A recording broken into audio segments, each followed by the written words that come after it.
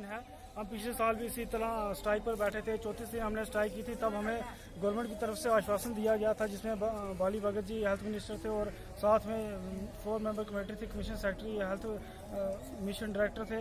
तो उन्होंने आश्वासन दिया था हमें कि हम आपको फेस मैनर में रेगुलराइज करेंगे और उसके बाद वो आश्वासन दिया था कि 2 महीने के बाद हम आपकी प्रॉपर आपसे लिंक रखेंगे और आपसे लगातार कनेक्ट में रहेंगे और आपकी जो डिमांड्स हैं जनरल वो हम उसको पूरा करेंगे। पर उसके बाद भी पूरा 1 साल होने को आया, अभी तक उन डिमांड्स का कुछ अता पता नहीं है। इसलिए हम इस साल फिर दोबारा स्ट्राइक पे बैठे हैं अपनी जनरल डिमांड के लेकर। हमारे डिमांड्स जनरल जो मेन डिमांड है वो है रेगुलाइजेशन, हमें रेगुलर किया जाए। हम हमारे में से काफ़ी जो हैं बीच में से 13 साल 14 साल में से हो चुके हैं इस सर्विस में, अपनी सर्विसेज दे रहे हैं इस समय।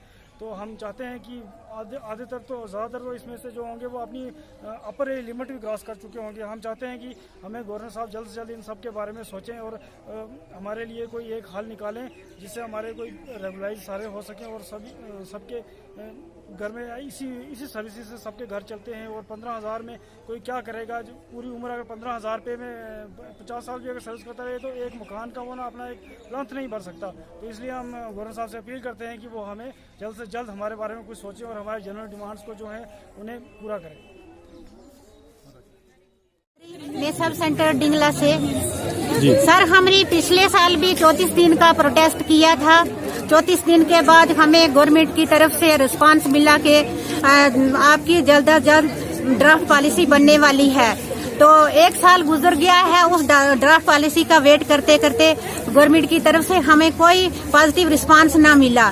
इस साल भी हमने दोबारा फिर प्रोटेस्ट किया। आज हमें 19 दिन हो गए हैं, लेकिन गवर्नमेंट की तरफ से हमें कोई पॉजिटिव रिस्पांस नहीं मिला।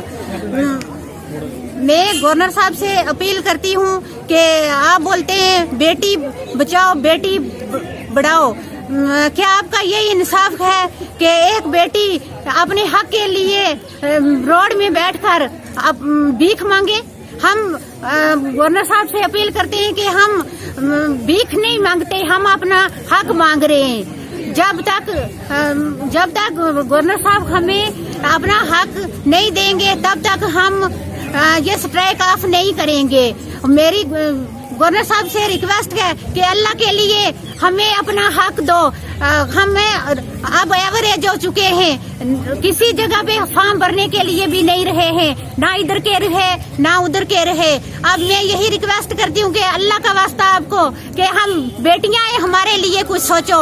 हम बहुत परेशान हैं, दूर दूर दराज गांव से हम ड्यूटी जाती हैं। इस बारिश बर्फ सब कुछ देखकर तो एक साइड में परमानेंट MPW होती है, वो भी 10 से 4 तक बैठती है। दूसरी तरफ एक NHM वाली होती है, वो भी 10 से 4 तक वहाँ ड्यूटी देती है। तो एक तरफ ले रही है 40-45 हजार रुपया, तो दूसरी को 17,000 रुपया दे रहे। जो 17,000 रुपया हमें एक आने जाने का बस का किराया भी नहीं पूरा हो सकता।